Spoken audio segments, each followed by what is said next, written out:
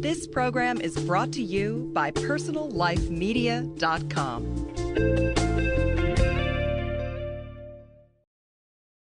Living Dialogues is sponsored by Audible. Bestsellers in philosophy, spirituality, and self-help. Download your free audiobook from over 40,000 titles. Sign up for your risk-free trial at audiblepodcast.com/living. Join today. Cancel anytime in the first 2 weeks and keep your free book as your gift. You're going to love being an Audible listener. I really have to say that I just love the way you find passages to tie these insights we come upon together. I don't know how you do it. It's like it's inspired, really, the way. And I appreciate you doing the homework on that. And I guess just being open to whatever conversation brings to both of us.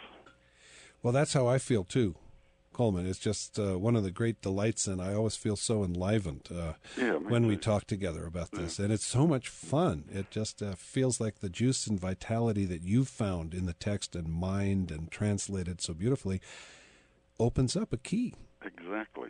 In me, for sure. And I think for sure in our listeners as well. I hope so.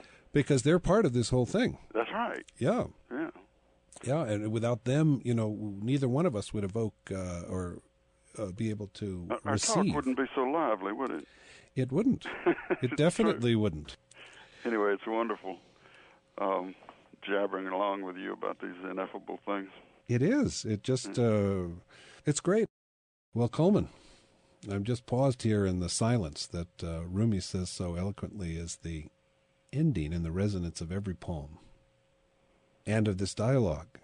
And so, again, Coleman Barks, it's been lovely. Thank you, Duncan. You are a real national treasure. You make me smile. Really appreciate you. And I love it that you asked me to come on your program.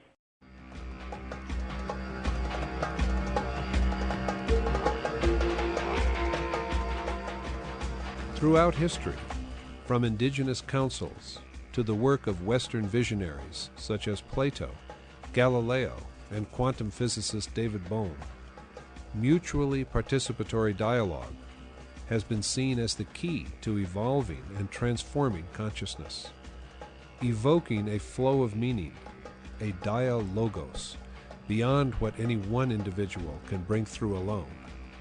So join us now as together we engage in living dialogue.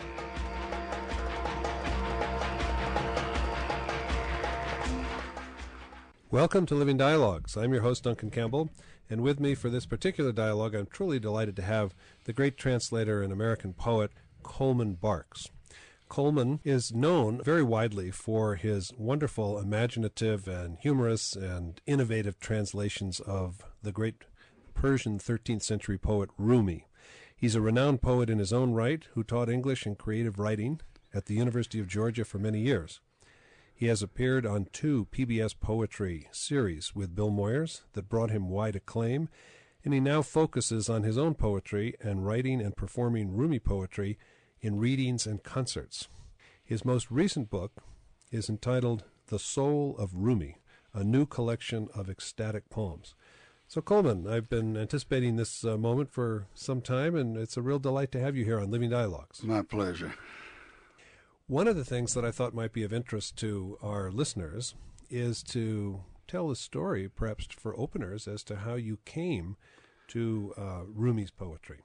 Well, I've told that story in several places, and it's got at least 3 strands to it.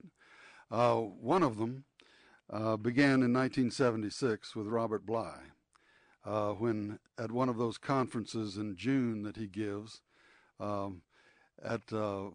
ritual and mythology and the Great Mother Conference. Yeah, and poetry and just really what Robert has been reading lately is what it. And that year in 1976, he had been reading some scholarly translations of Jalaluddin Rumi, and he handed me one of those books, and he said, these poems need to be released from their cages, you know. And, Very Robert, yes. Yes. And Robert has an amazing sense of sometimes of which poet needs to be paired with which other poet to translate. He recommended Anna Akhmatova to Jane Kenyon, those beautiful translations she does. Anyway, so I began doing this as a kind of a practice in the late afternoons when I would finish teaching at the University of Georgia. I would go down to a little restaurant and order some tea and work on one or two of the Arbery translations, rephrasing them into what I hope would become valid free verse American poems.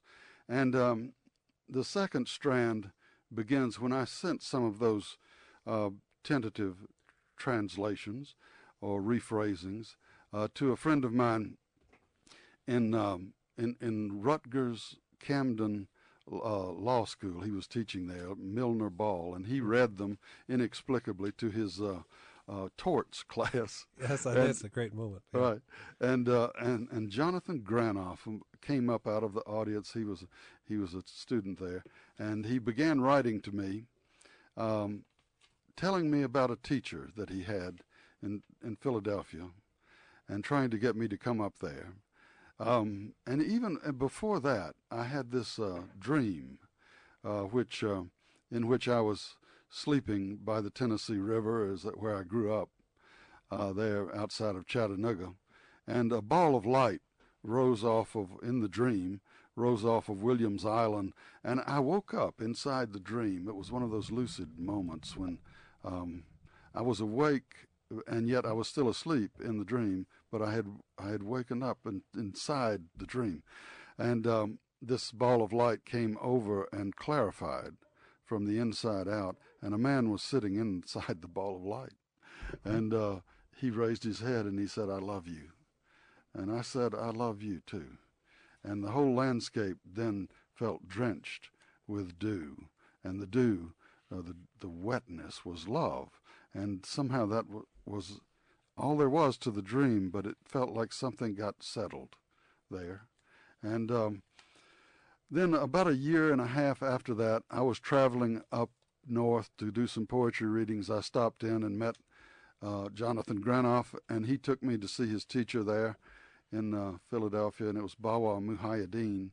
And he was the man in the dream who was sitting there in the ball of light. There's no way I can prove that happened, and except to myself, it did happen. So I was there inside the dream, and I met him. And he would come to me and teach me things in dream. And then I would go up to Philadelphia, and I would tell him the dream. And he would just wave me on like, "I was there. You don't need to tell me the dream. What do you want to know?" And anyway, he told me to do this Rumi work. He said it had to be done. And so that is the only credential that I have for working on the words of this great enlightened being, is that I was in the presence of, for 9 years, on and off, 4 or 5 times a year, visiting this man, who also sang spontaneously.